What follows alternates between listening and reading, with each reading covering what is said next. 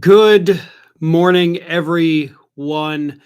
A little early today. It's not quite 9 a.m. my time. It is, however, Thursday, February 19th. Thank you all for tuning in. The reason I decided to go ahead and start early here is because I sit here typically. I've already gone through all my notes. I've got everything marked up, and I'm ready to go. And I'm reading all the comments in the chat, and everybody's already talking about all the things that I already have ready to talk about. So you guys are ready to go. And I love that.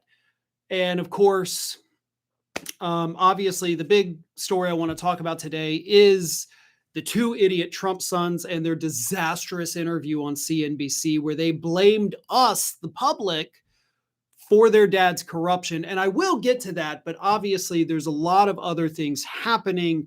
So we also are talking about what's going to happen in Iran. That is coming up. We are going to begin, of course, with former Prince Andrew and that breaking news that happened for those of us in the United States overnight. That is big. Caroline Leavitt had a total meltdown yesterday during her press briefing, so we've got to cover that as well.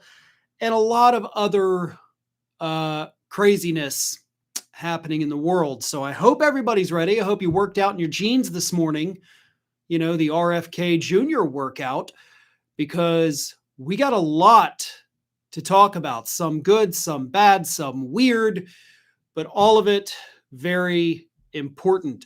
And I said, we've got a lot of UK viewers talking in the chat right now. So let's start with that, right? Former Prince Andrew, who of course was stripped of his title last year by his brother King Charles, has been arrested for his involvement with Jeffrey Epstein. But, before everybody gets excited, it's not exactly what you think. Yes, we all know and have known for quite some time that Andrew was definitely all over those Epstein files. He was at the island. He was involved. That's one of the biggest names, to initially come out way back in the day. And it's fairly obvious based on testimony from witnesses that he did engage in activities with those young girls. But the arrest is specifically for misconduct while in public office. And if you dig a little deeper into that, Andrew, of course, let me make sure I get this correct. He was serving as the UK's special representative for trade and investment from 2001 to July of 2011. So he did obviously have an official title. He had an official government job. And so he was arrested for misconduct while in public office because according to the arrest, part of this, the biggest part of it, is due to the fact that he allegedly shared top secret information, like financial information with Epstein during a visit to Epstein's island. So a little bit, not quite the type of charges we wanted to see, unless, of course, there are more that have not been released. But at least he's arrested, right? I mean, that is definitely a good thing. I am not trying to undermine that in any way. I just want to make sure everybody fully understands the nature of these charges that we know of right now. Again, there could possibly be more. This may just be the, let's get the foot in the door and then we can pop him on all of this other stuff. But this is absolutely a decent first start. It's very late, obviously, something that should have happened decades ago, but all the information was not known at the time. So this is the best we get. And of course, the hope now is that this starts the house of cards falling. not just in the UK, obviously, but globally. Now that we have seen that the king's brother arrested at home, the police showed up, knocked on his door, and arrested him. It's not like he was, okay, I will turn myself in and this will be a nice, calm, no publicity thing. The cops went there and were like, you're coming with us. Get in the car. That's huge. And it sends a message via a shockwave across the planet that, hey, guess what? You can arrest these high-profile individuals. You can have some kind of accountability. And if you have to, kind of go for a little bit lesser charge, like misconduct in public office instead of, the R word, doing that to minors, then do what you have to do, but you can do it. And you can, Scorpion ZA just put out, they arrested him on his birthday too. Yeah, it's his birthday. I'm assuming not a very happy birthday now, but you can do it. And if you can do it on their birthdays, right? That's just kind of, I guess, the icing on the cake, isn't it? But it can be done. The UK just showed us it can be done. They showed us how to do it. They showed us we're just gonna make it happen. So the rest of the world, what are you waiting for? They have now set the precedent. They've set that standard. We're holding people accountable. Where are y'all at, US? And of course, as I talked about, I don't remember at this point if it was earlier this week or if it was last week. I think it was this week. Anyway, other European countries are in fact launching criminal investigations. Okay, Norway, France, Sweden. So we do have other European countries that are also on the right track. But the US is still doing nothing. None of these people mentioned in the files, the real ones, not the stupid list of names that Pam Bondi put out earlier this week, not a damn thing. Plenty of them still serving within the Trump administration. One of them actually president of the United States. So yeah, no accountability here in the United States, but Europe really doing a good job of showing us how to at least get the ball rolling. Brown coat in a box says they arrested Al Capone on tax fraud, not on organized crime. That is exactly what I was thinking when I was talking about, work your way, do whatever you can with the charges, even if it's not what you want to get them for. That is exactly what came to mind for me too. So there are ways to do it. If you don't have enough evidence to, get them on what they were doing to the girls, there are still other ways, to get things done and hold these people accountable. May not be what you want to hold them accountable for, but they're paying a price nevertheless. V-Man says, hey, Farron, I just saw a poll conducted by Quantus Insights that show that generic ballot polling among white American Democrats have a 2-point lead. Interesting. Very good. 2 points is not what we'd like to see. That's a little low compared to all of the other polls I've seen. But good news. So anyway, that is what the UK is doing on his birthday. And again, good start. I'm not gonna shed a tear for former Prince Andrew. I think that's great. That was obviously fun news to wake up to this morning. So here we go. The Trump brothers, Eric and Don Jr., decided foolishly to do an interview with CNBC that aired this week where they barely made any sense. And I'm going to read you from this transcript so you can see if it makes any sense to you. But the one part that was a coherent sentence was when they actually blamed their father's corruption on the American public. Like, it's y'all's fault this is happening. So it all began because earlier this week, a new report came out dealing with the World Liberty Financial, which is their crypto business, the UAE investments, like they've taken million from these foreign governments. You've got the Emirati government in there. So just all kinds of really shady deals with governments that, of course, want favors from the Trump administration. So it's pretty obvious what's happening here.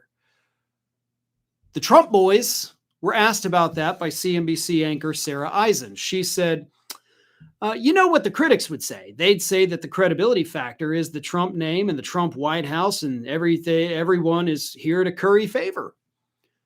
And that's when Eric Trump responded saying, I think the great irony here is they didn't give us much of a choice. And then Donald Trump Jr. said, they created this monster. So it's our fault, right? We created the monster that is their hugely corrupt criminal father. We did that. Like, we goofed somehow and we forced him to be corrupt. Now, I'm not exactly sure how, because these two morons did not elaborate, of course.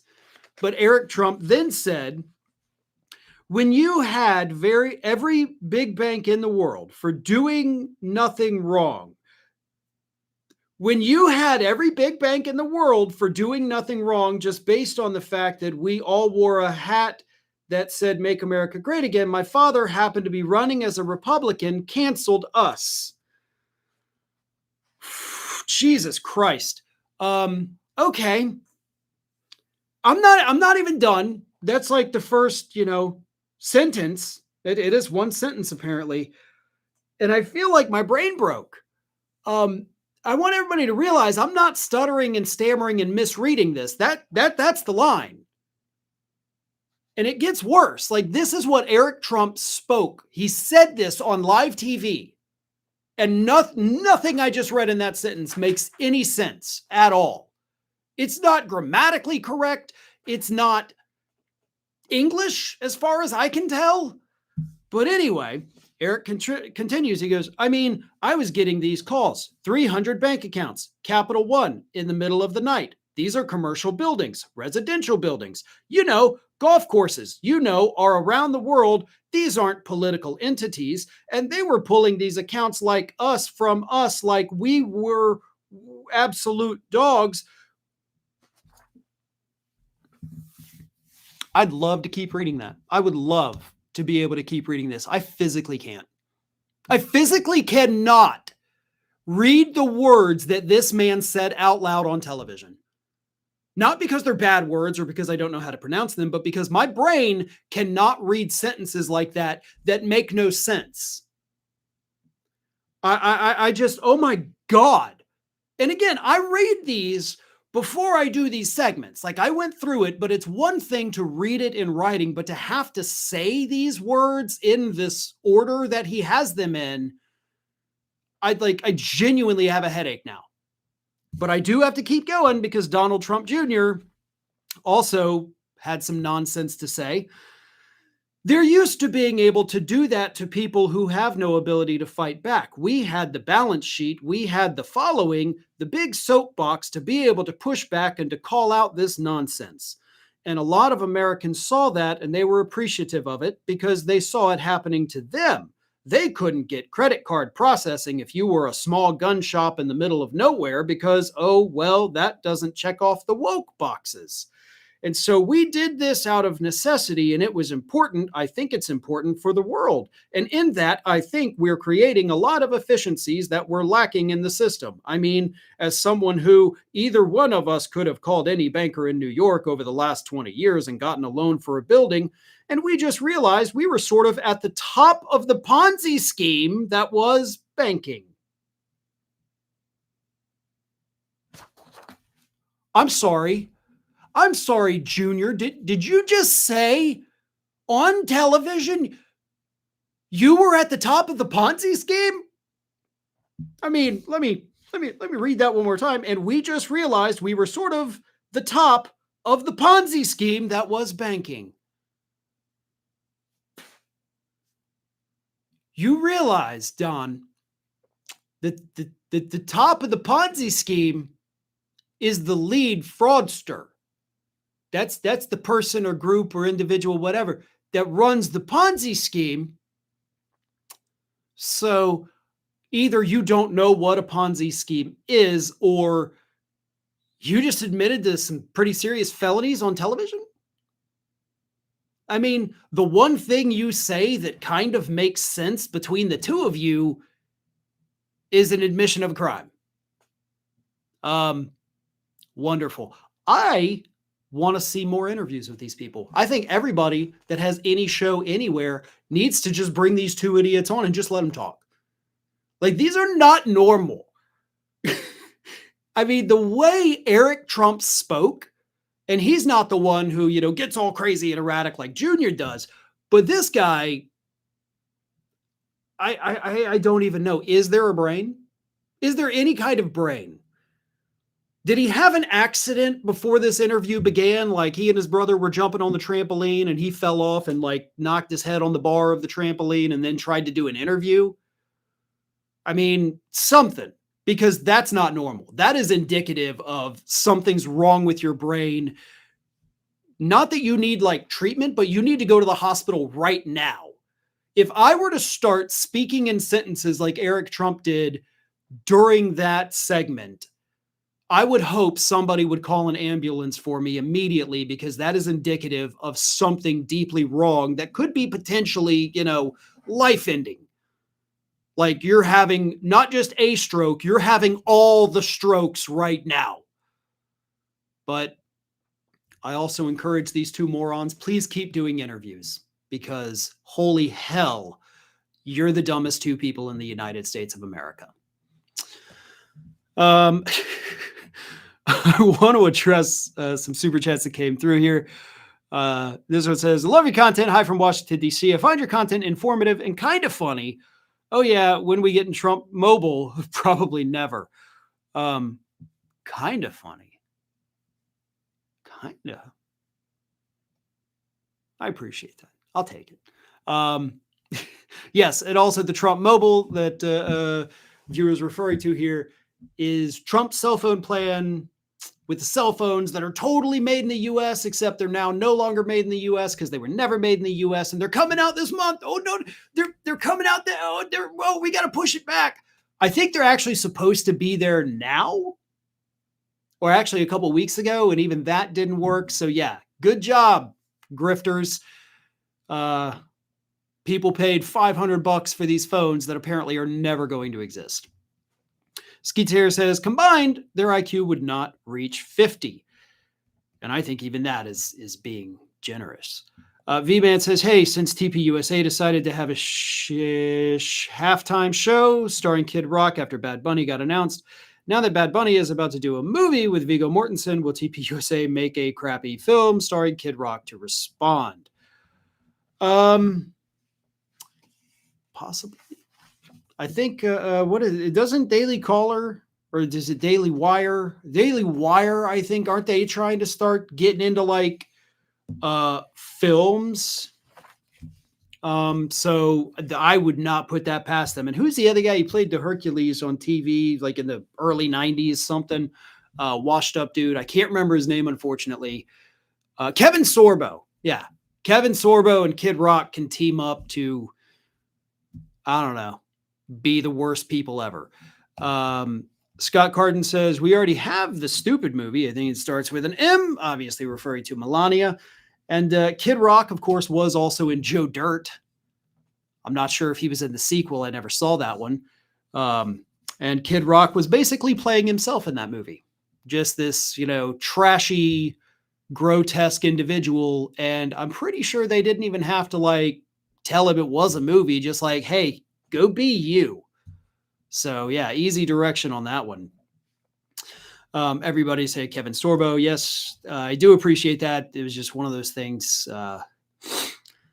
It escaped my memory, and I wish it had still escaped my memory because I don't like thinking about that weirdo.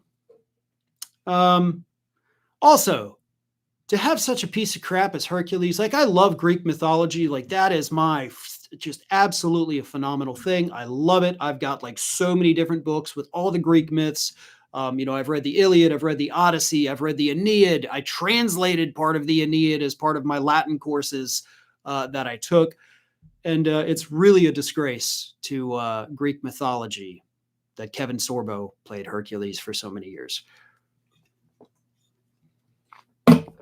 That should be Heracles. That is correct. I appreciate that, Scott Carden. Yes. A lot of people going after Kid Rock. Hercules is Latin. Heracles is Greek. Yes. Thank you. I know. And there's a difference between the Latin and the Greek.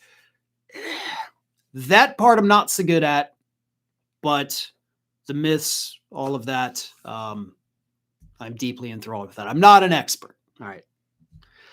But I appreciate that. Was Lucy Lawless okay as Xena? I never watched that show, and I'm not really familiar with anything else that Lucy Lawless has done other than the time she guest starred on a Simpsons Halloween episode back in the day as Xena. That's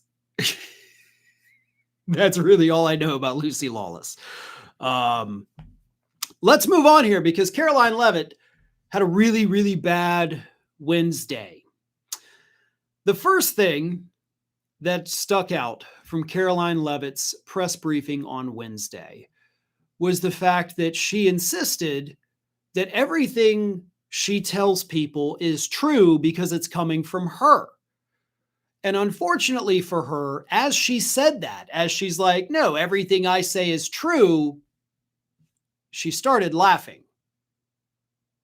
She started laughing while insisting, I don't ever say anything untrue, which of course we all know is a 100% indication that you know you lie your stupid little face off every single day you get up to that podium.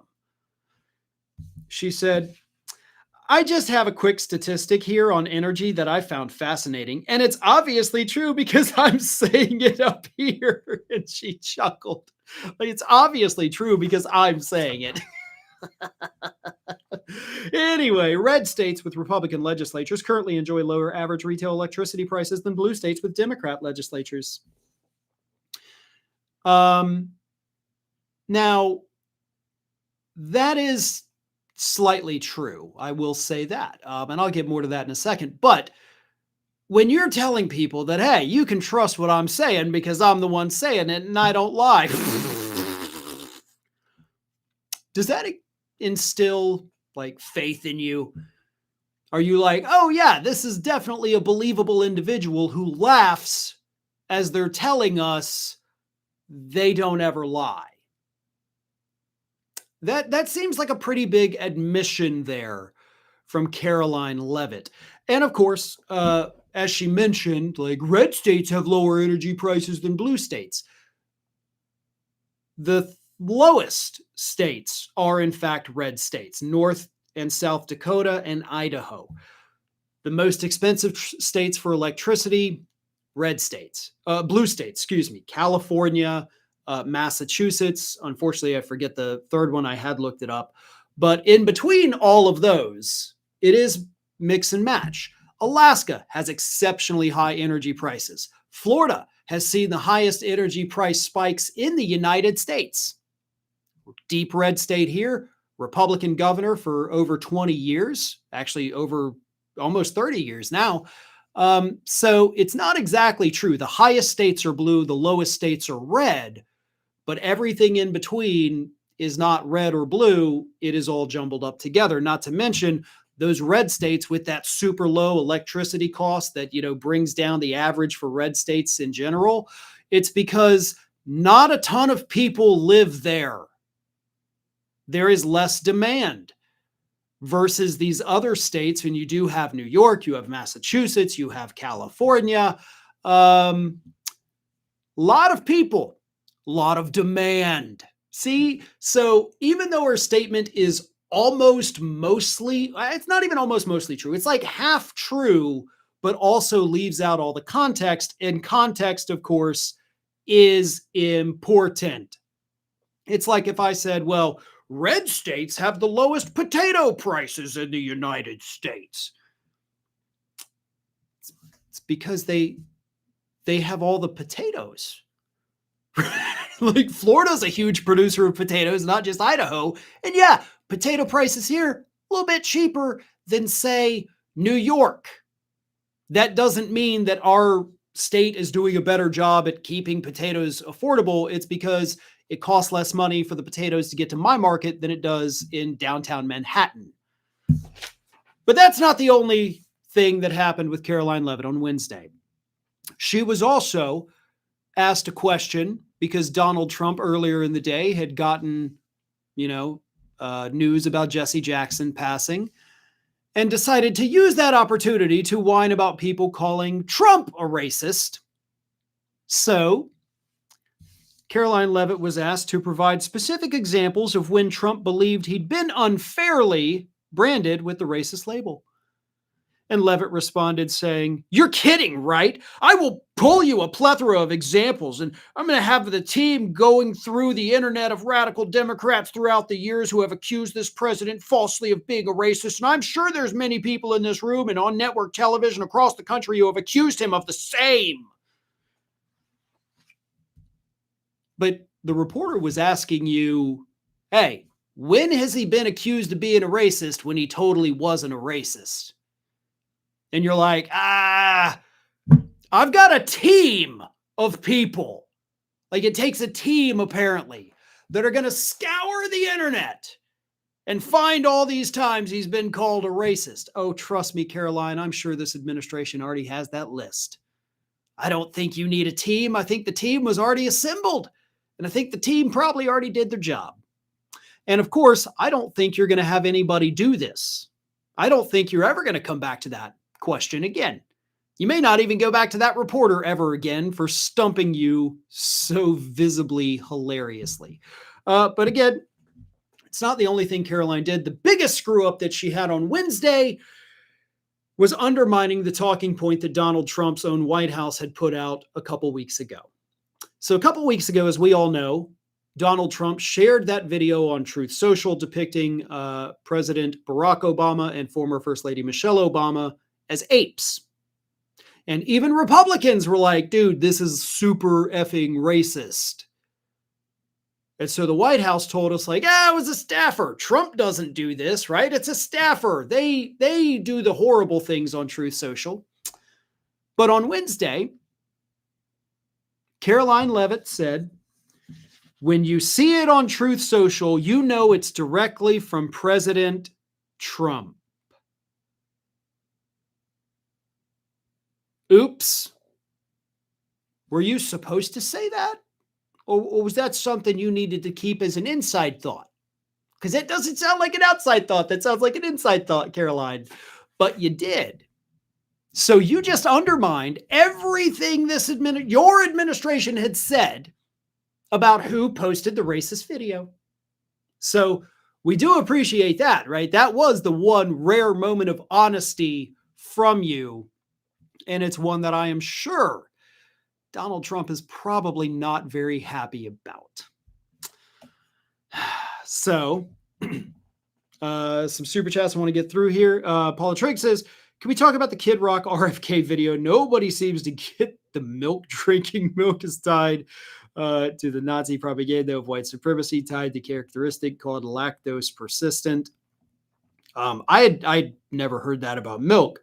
But I mentioned, parts of that video yesterday. It's just so much of it. Like, I don't even know. And working out in jeans, getting into a cold plunge in jeans, getting into the hot tub in jeans. Like there's just, I can't even say like there's something wrong with him. We all know something's wrong with him. A worm ate part of his brain. His brain was destroyed even before that by the drugs for years and years and years. But to look at this, to look at RFK Jr., Kid Rock is just trash. Everybody knows it. That's not surprising. But to look at RFK Jr. and to think he's not fucked up in some serious, like, needs round the clock medical care type of way is almost indicative of you also suffering from those same illnesses, because this isn't normal. It's not normal to even want to produce a weird ass video like that and then post it and be like, this is going to be a banger. No, you need help. You desperately need help. But he's not ever going to get it. Skeets here says, it is obvious the worm is in control. It's got to be something. It's got to be something. Ari says, what South Korea and Brazil have done after January 6th is something we should have. I don't know what that is. Unfortunately, for the most part, not for the most part, but, you know, a lot of international happenings, my wheelhouse, my training, my expertise is domestic policy, not foreign policy. That doesn't mean I'm totally ignorant on foreign policy, but I have said many times, you know, things that happen in other countries, laws they pass, you know, if it's not big national news here in the United States, it is definitely not something I've seen, unfortunately. And I say things like that because I do want to be honest with you guys. I don't want to sit here and act like I know everything about every single thing that ever happened. I'm the smartest person to ever live. Definitely not. So if you do ask a question or make a comment and it's something I don't know about, I will absolutely tell you I don't know about it. And that's not to say that, you know, I don't like your question. That's just, I wish I could answer it. And unfortunately, I don't want to sit here and BS you and pretend I know when I don't. Skeets here says Farron is the typical American. That doesn't seem very nice. Scott Carden says the worm didn't eat RFK Jr.'s brain. It died of starvation, much like the brain slugs from Futurama. Sorry to have to pull references to both The Simpsons and Futurama today, but, you know, sometimes that happens.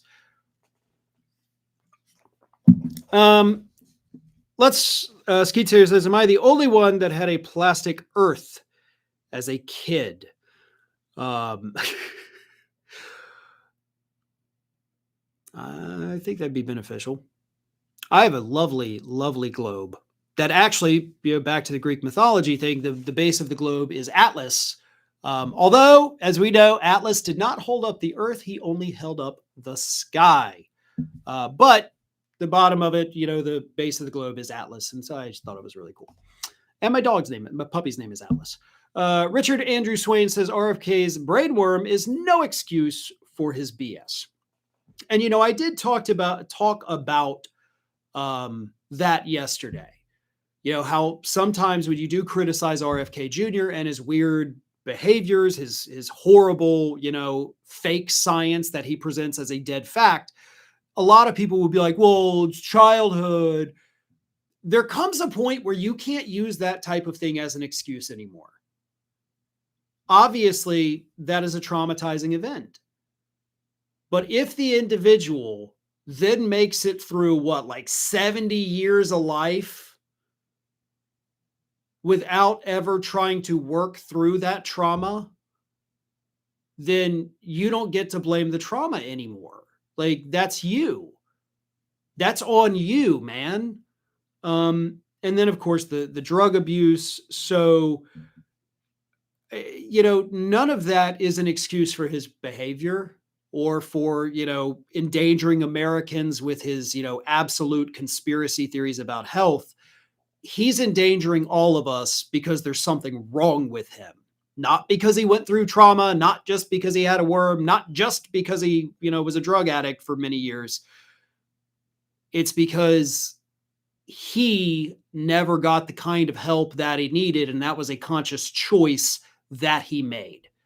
You know, he talked recently in the Theo Von interview about going to AA meetings during COVID, which was very stupid. You could have done them via Zoom, but it's like, okay, so you recognize that some problems you do need to get help for. And then your other problems, you're like, I'm not going to get help for that That's on you. That is 100% on you. You're choosing to be a horrible piece of human garbage. Ari says, both countries arrested their previous presidents for pulling their own January 6th after us. South Korean president sentenced today. Wow, that is amazing. Again, I didn't know that, but wow, that is pretty good. So yeah, a lot of foreign folks being arrested today. Not foreign if obviously that is where you are from. Those are just your, former leaders or whatever. So everybody but the US really just kind of holding people accountable. And we're just sitting here letting a criminal run our entire country. Let's move along a little bit. Somebody says, thaw Walt Disney. We can learn how. Walt Disney was not in fact frozen, so saith the Disney family. He is interred in that cemetery out in California, allegedly.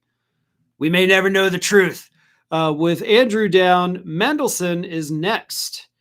And then Paula Triggs, that was Skeets here. Paula Triggs says, I heard the white supremacist info from Montemator, who has a YouTube channel. She's very much liberal and very knowledgeable. She was raised Christian nationalist and deconstructed in her teens. Interesting. I had not heard of that person either. Then again, I don't typically go out searching for things. If it shows up on my For You page, I'll see it. So thank you for that info. One more says, by the way, I miss Mike Pillow. Your coverage of him years ago made my day. Thank you for that. We did have a My Pillow segment earlier this week. And if you want, I will reread your comment in my Mike Lindell impression. By the way, I miss Mike Pillow. Your coverage of him years ago made my day. You know what? Let's just read more comments like Mike Lindell. UK ain't effing around when it comes to the detestable. I've seen several that have done the same thing. If Mike Pillow was a god, would he be Bacchus? Well, I won't be there. I would be arrested at the airport and disappeared. Not a bad impersonation. Well, thank you. It's certainly better than my Jason Statham, which I did bust out at one point briefly during a stream one time. We are getting so far off topic, and we've got so many more things. My husband says my RFK Jr. impression is spot on. I used to be able to do a good impression of that. Because obviously we would kind of do it around the office many, many years ago, but it's gotten to the point where my throat can't handle it anymore. So unfortunately, that is no longer one I am able to do. Let's move on here.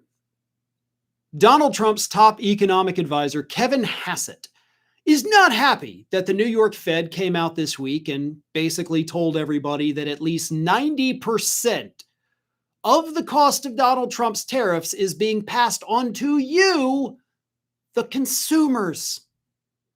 So Kevin Hassett, who has been a staunch supporter of Donald Trump's trade war, now wants those economists at the New York Fed punished somehow for having the audacity to tell the truth about what's happening with Donald Trump's trade war and who's actually paying the price for it. Hassett on CNBC Wednesday said this. The paper is an embarrassment. It's, I think, the worst paper I've ever seen in the history of the Federal Reserve System. The people associated with this paper should presumably be disciplined because what they've done is they've put out a conclusion that has created a lot of news that's highly partisan based on analysis that wouldn't be accepted in a first semester econ class. Bullcrap, dipshit. That's exactly how tariffs work. This is not a group of partisan bankers telling us that, oh, Trump's horrible. These people love him, okay? And maybe the New York Fed doesn't necessarily love him, but people in finance do. The Dow, I don't know if y'all heard about this, was over 50,000 Bankers are having the time of their lives. Fewer regulations, Wall Street kicking ass. So the New York Fed does not have like any kind of dog in the fight to go out there and tell people the truth. They're just saying what we see because of all of the evidence. And even if we didn't have any of the evidence, there's also this very important piece that Kevin Hassett seems to have forgotten. And that is the fact that corporations have told us we're passing the prices on to you, the consumer. So we don't even need the evidence, but the New York Fed has it because we have the admission, right? We have the people who are literally in charge of raising the prices telling us flat out, we're raising the prices because of the tariffs. So you will be paying that. And Kevin Hassett, who is possibly going to become the next chairman of the Federal Reserve and would be in a position to punish these people as he's calling for, is out there telling us, no, it's all a lie. That's not actually happening. There are a lot of things that you can lie about. You can't lie to the public about what's happening with their own personal finances. That's not something they will believe. They see their personal finances. They log into their banking app every day. A lot of people have to check it every day just to make sure they have enough money to get through to the next pay period. They go grocery shopping. They have to buy other things, bedding, computers, furniture, everything. Excuse me. Sorry, I got a little itch here. They see the price increases every day. They see the impact on their bank account, yet this administration repeatedly tells us, not happening. No, it's fake news. Absolute utter insanity that should result in congressional hearings starting next year, assuming Democrats take over, where these idiots start with friggin' Kevin Hassett, pull him in there, call him out on his lies, and make him explain it in a public testimony live on television why he's telling people to deny the reality that they experience every single day. Because I want to see how he answers that question. Again, sorry, folks. I feel like I got something hanging out of my nose, so bear with me on that. Not pleasant. A couple super chats here. A dog would make a more stable president than Don. I think a dog would make a more stable, representative or senator than like 99% of the folks we got in there too. Look, I got 4 dogs. We can send 2 to the Senate, 2 to the House of Representatives. We're covered. They're smart, most of them. Hannah's a little ditzy, but Atlas is also a little bit ditzy. Judge, the other puppy, Atlas's brother, he is like crazy smart. Aspen, also very smart. So yeah, they could do this job, no problem. The only reason the Dow is so high, says Skeets here, is tech companies are spending trillions on PC hardware to build data centers to drive up people's electricity costs. Yeah, we also have the AI bubble and all of that. It's artificial, basically. This is all artificial. And then the stock market itself is an artificial thing to begin with. It's just a thing we created. The economy would still exist and keep going with no problems if we didn't have the stock market. I hope everybody realizes that. Like, there'd be some bumps along the way. And yeah, some companies do use it to make some money so they can reinvest in their company and keep going and avoid, closing down. Sure, kind of, maybe. But the world wouldn't collapse if the stock market just never existed. So, the stock market is not the economy. Yes, something I say all the time because it drives me crazy that they try to convince us the economy's doing great. Look at the stock market. Okay, what am I looking at? The Dow's over 50,000. I don't even know what that means. Like over 50,000 what? Like $50,000? Because that's not a lot of dollars. 50,000 points? What are points? How do you win points in the stock market? Like who's ahead right now? which team is winning. I don't know the stock market. I don't understand the stock market. I don't give a shit about the stock market. I have a retirement fund that is not in the stock market, and it's doing pretty well. 50,000 points. It's an index. An index of what? I don't know.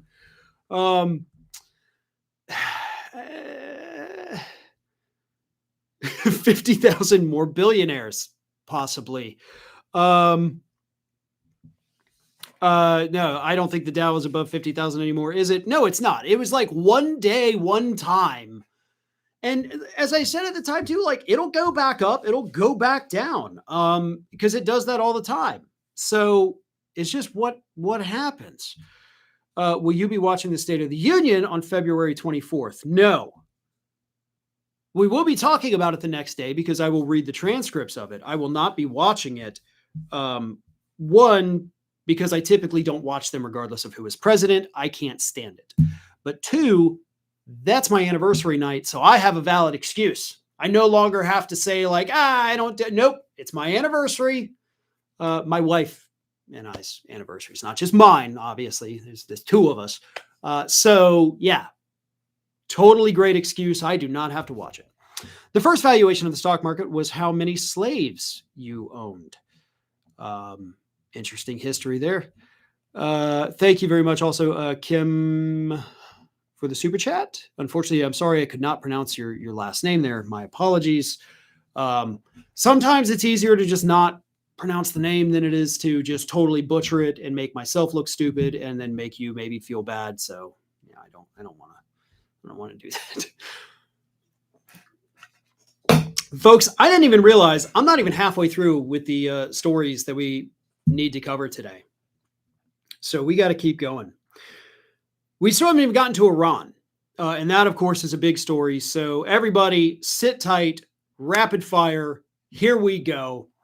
CNN has changed their rules after the disaster that was Jake Tapper's book about Biden's cognitive decline, which, of course, he released last May while Donald Trump was showing visible signs of physical and mental decay. He wanted to talk about Biden's mental decline, which was no longer relevant whatsoever. So CNN, 10 months later, has finally decided, you know what? We're going to alter our rules because Jake Tapper spent a lot of time on his program promoting his book. And basically, according to CNN, it had become an infomercial for this book about Biden's mental health that was no longer relevant to anyone anywhere, except for conservatives who, of course, tried to use it to weaponize it. Again, for what purpose? He's not in office. Like, what do you want to happen? You want to impeach him? You can't. But CNN decided we're not going to let our hosts promote their books on the air anymore. They can do it one time with pre-approval on the day the book comes out. After that, you can't promote your own book anymore. And staffers, anybody working at CNN, you're no longer allowed to share anything anywhere promoting a host's book. No more promotion of your books. Now, it's not like this just happened with Jake Tapper's book. Right? If Jake Tapper's book had come out in January and he spent night after night after night doing nothing but promoting it, then this month they're like, okay, nope, we're changing the rules. You can't do that. That would make sense, right? But as I said, his book came out last May. And he was promoting it in May. He was promoting it in June. And of course, there was the huge public backlash. In fact, to this day, Tapper gets mocked for the book about Biden's mental health while ignoring Donald Trump's mental health. So, why'd y'all wait, 10 months to change the rule? Why didn't you do it right after? Oh, that's right, because the controversy didn't immediately start it took a bit for it to really get going. But now that that whole thing blew up in your face, now you're like, you know what? Let's cut it out with the book promotion here, guys. I think that's what happened. It's not because they don't like this, promotion or infomercial crap. It's because they see the backlash that is still continuing to this day, and they want it to go away immediately.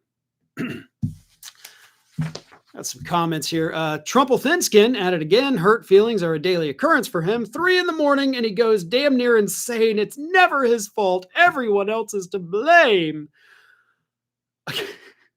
Oh, did he have a meltdown last night? I didn't see that. That's unfortunate.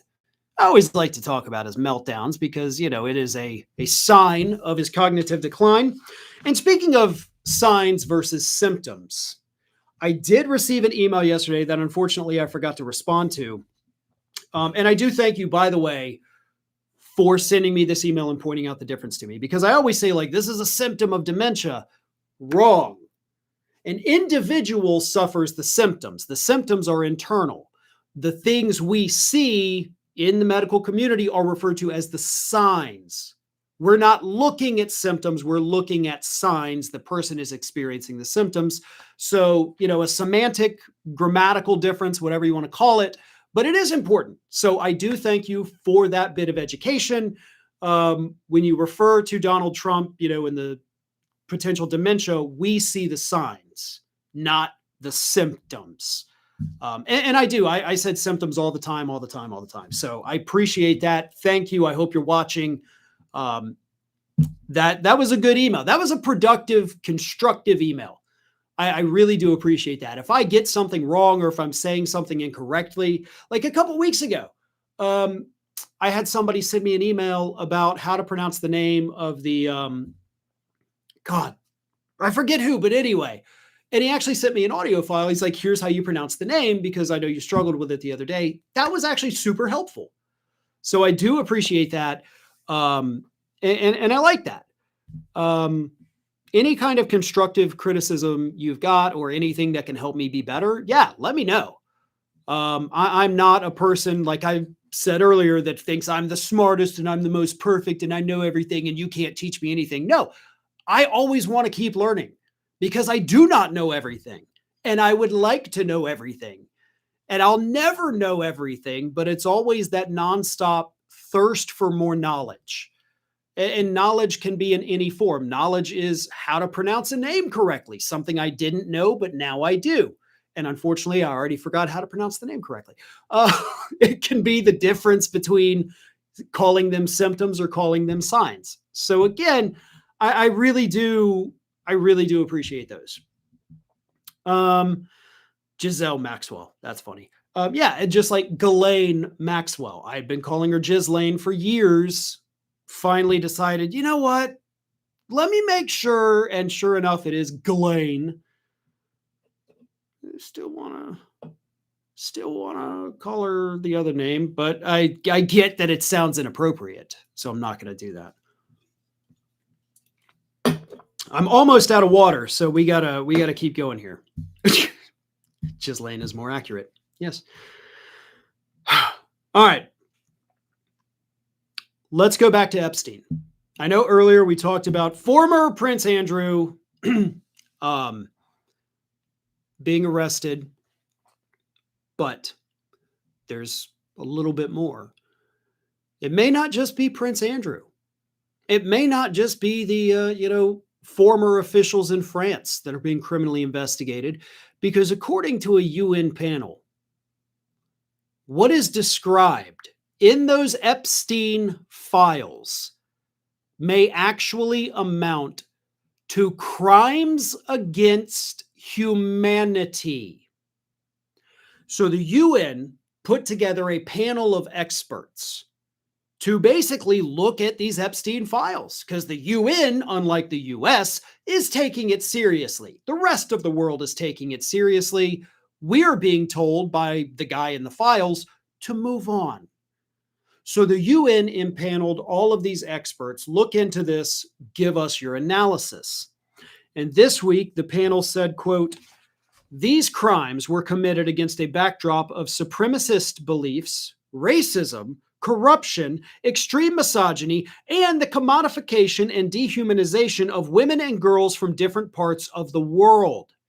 So grave is the scale, nature, systematic character, and transnational reach of these atrocities against women and girls that a number of them may reasonably meet the legal threshold of crimes against humanity. Now,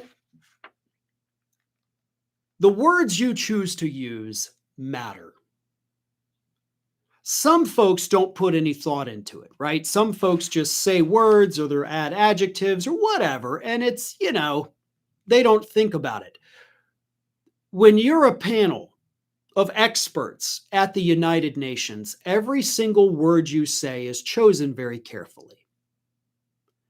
They didn't say, these may rise to the level of crimes against humanity.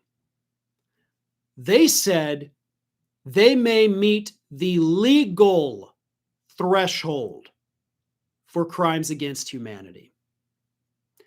And those two statements I just gave you, there is a world of difference between the two. Because the legal threshold for crimes against humanity implies that we're going to have to take legal action. It implies that criminal investigations could be launched, not in any one specific country, but by the International Criminal Court, the ICC. Something that it doesn't matter where you are, doesn't matter what your title is, they can get you and they can prosecute you. You cannot run and hide. You cannot get away from it. You cannot pardon yourself. You can do nothing other than try to run and wait for a country to snatch you and extradite you. That's a big deal. If the UN is telling us, we're going to see if these meet the legal threshold for crimes against humanity, that will supersede anything that any country or any state or any nation can do to these people in the Epstein files. Out of everything we have gotten so far from the files, out of all the movement that has happened overseas, because we know we don't have any here in the United States, nothing is bigger or more important than this right here. Because this has the potential to take down all these idiots. They can't be protected by their country. They can't be protected by their company or their business. And if we arrest everybody, the whole system falls apart. The ICC, the UN, they don't care. They can do it. And I hope to God that they do.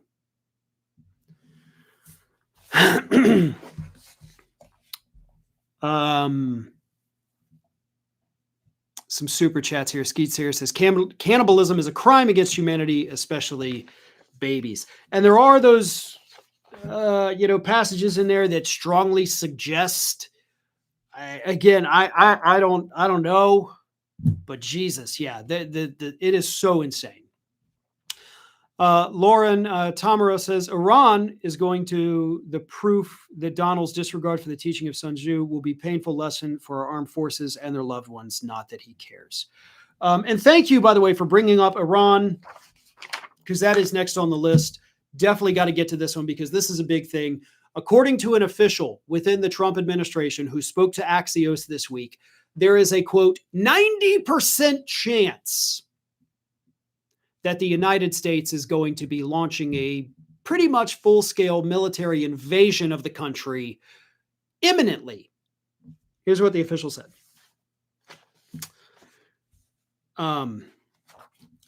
Axios not only published the Trump official's remark about a 90% chance of war, but also reported that, quote, a U.S. military operation in Iran would likely be a massive weeks-long campaign that would look more like full-fledged war than last month's pinpoint operation in Venezuela, according to two unnamed sources who noted it would likely be a joint U.S.-Israeli campaign.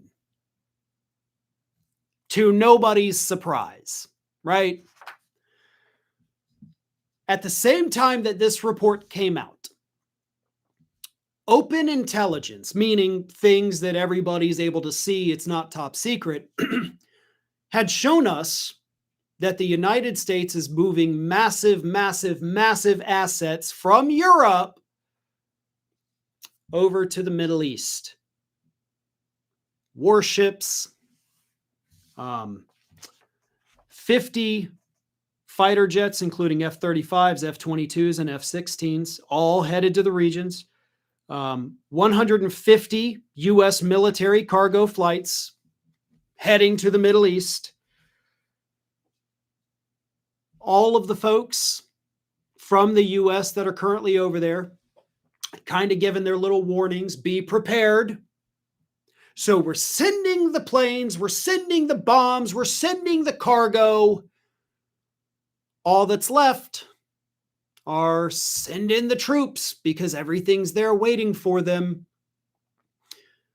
We are going to war with Iran.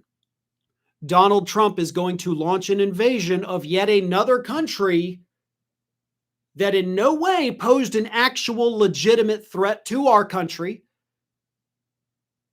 But he's doing it for two reasons. One, Israel wants him to.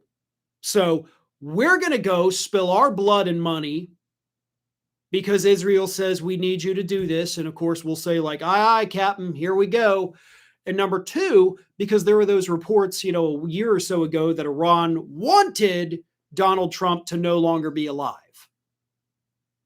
They didn't have a plan to make him unalive. They just had, I guess, talked about, man, it would be great if he wasn't.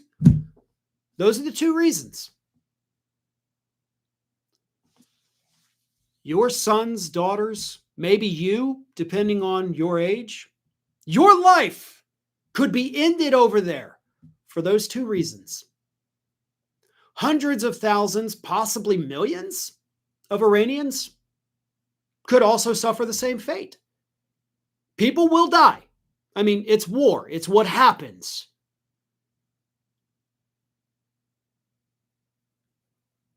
They are not a threat to us. And if they do pose any kind of insignificant threat, it's only because of what Donald Trump did during his first term by pulling the United States out of the Iran nuclear agreement. We were on the path to not just being allies, but being friends with them. We had worked this out. Obama had accomplished that. And Trump pulls us out, and then immediately they're like, well, they're going to make nuclear weapons now. We can't have that. Yeah, we had the framework to not have that. This is happening. This is not hypothetical. This is not, we may be attacking Iran. We're going to attack Iran. We're going to invade it. It's not just an attack. It is an invasion. We are the invading forces, just like we were with Venezuela. And it won't end there. And for the record, to make things a little bit more complicated, Russia has sent some warships down there to help protect Iran. So this may not just be a little localized invasion in the Middle East. We could be looking at this lunatic in the Oval Office who clearly is suffering from dementia. We could be looking at World War III. And I don't say that lightly. I'm not saying that because this is World War III. Oh my God. I'm saying because of the different factions involved, because of the mental instability now of the two factions involved, because this is now basically the US and Russia. Things are about to get really bad.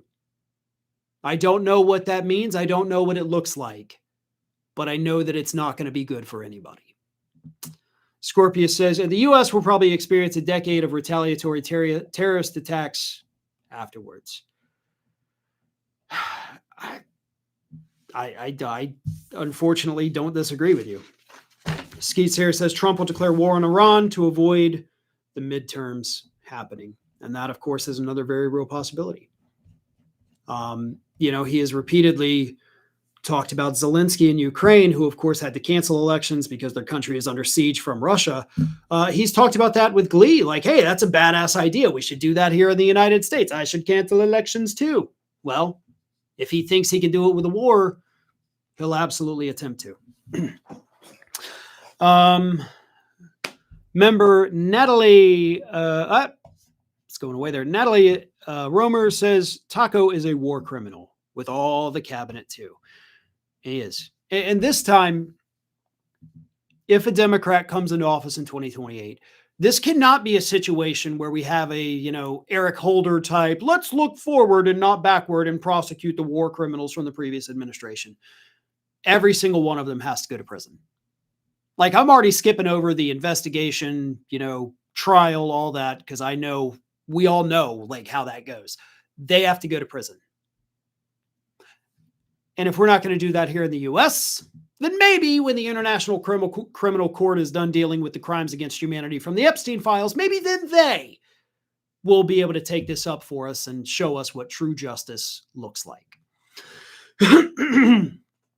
If you are posting in all caps, please do not. Our mods, they'll get you for that. So just avoid it. As I've always said, the mods do a wonderful job. So thank you guys for that. Draft Baron for the military. He might be too tall for the military. Isn't that kid like 12 feet tall now? Like every time we see him, he's shot up another like 4 or 5 inches. Maybe that's why Trump has to build the ballroom just so Barron can use it as like a bedroom because he can't fit through any of the other doors. Look, I'm not making fun of the kid. He's very tall. It's a joke. Obviously, making some fun of somebody for being tall is not like the worst thing you can do. So I don't want anybody saying like, don't pick on the kids. Like, he's a tall guy. I wish I was a tall guy.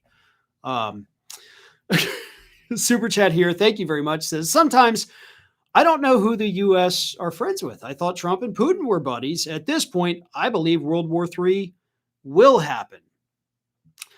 I agree too. Like, I don't understand. Like, I thought Trump, you and Pooty Poot were like, you rolled out the red carpet for him, literally. You stumbled your way down there to go meet him and you were excited, like seeing your girlfriend get off the plane after she'd been gone for a month. So, like, why are you pissing him off? Well, it's because we got a new girlfriend. We got Netanyahu. That's our new girl. Metaphorically, I'm not trying to be rude that way. But so now our ex, Putin, is trying to protect their new relationship. So this whole thing, I don't even know. I think World War III is definitely on the table. So, Farron, how do you feel about the man formerly known as Prince Andrew being arrested in the UK? And if you hadn't heard yet, well, surprise. I actually opened the show talking about that.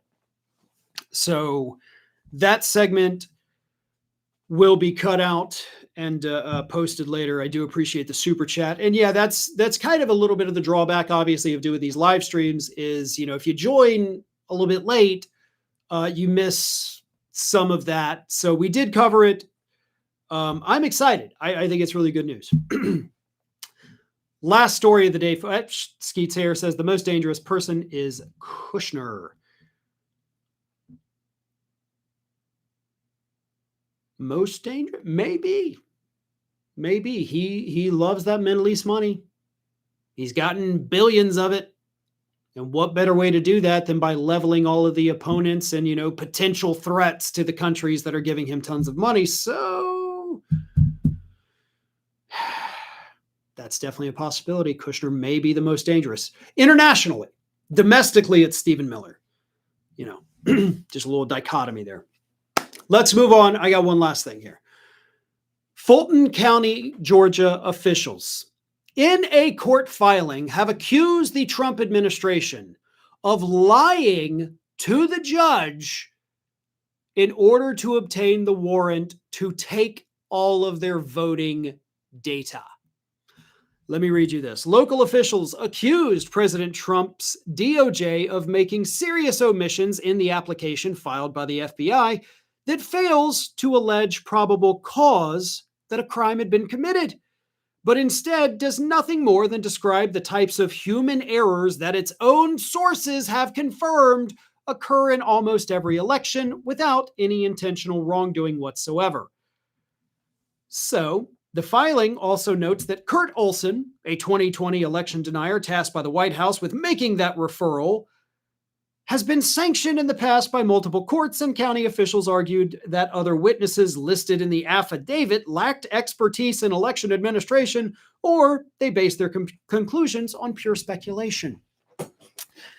So Fulton County officials go to the court and they say, hey, judge, these folks lied. They had no probable cause. They're saying these things happened, which they've already admit happen in literally every election across this country. Every time they hold an election, it's human error that doesn't change results. It just happens. And then they've got witnesses here who don't even know what the F they're talking about. And the whole thing was put together by a guy that it lies so much in court, y'all had to sanction him repeatedly. And you're going to tell me that's the basis for a legal subpoena to come and steal all our votes? Come on, Judge. Do better. We'll see what happens. I mean, it's obviously not in front of the judge that signed off on the warrant, because for some reason that happened in Missouri, not Georgia. So that's a little weird too.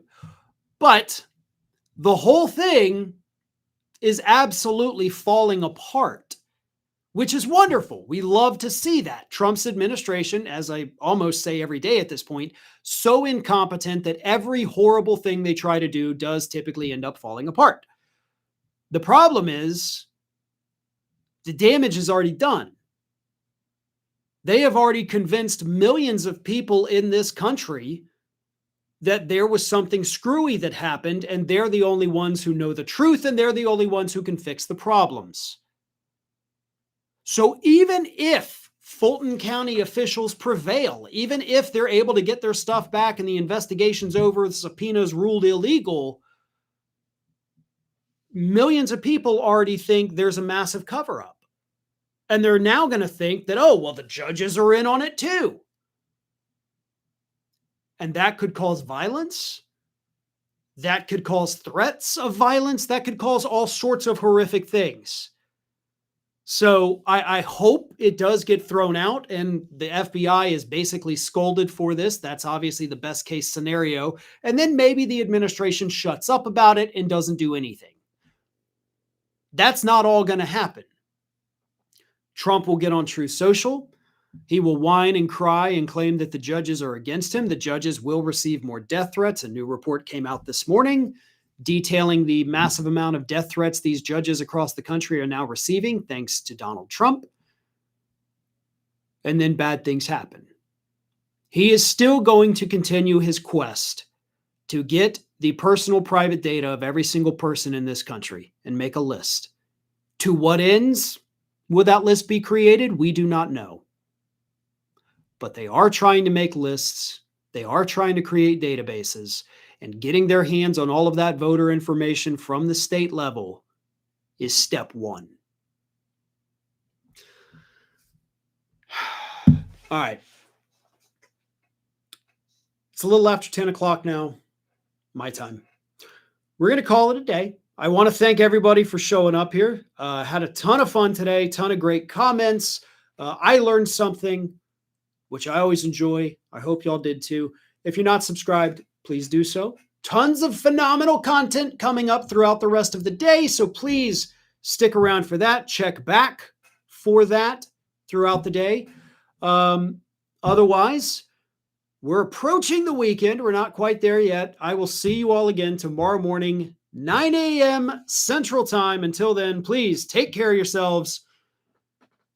And let's have more fun tomorrow. I know we had some fun today. Let's have even more fun tomorrow. Let's make it a fun laugh fest type thing.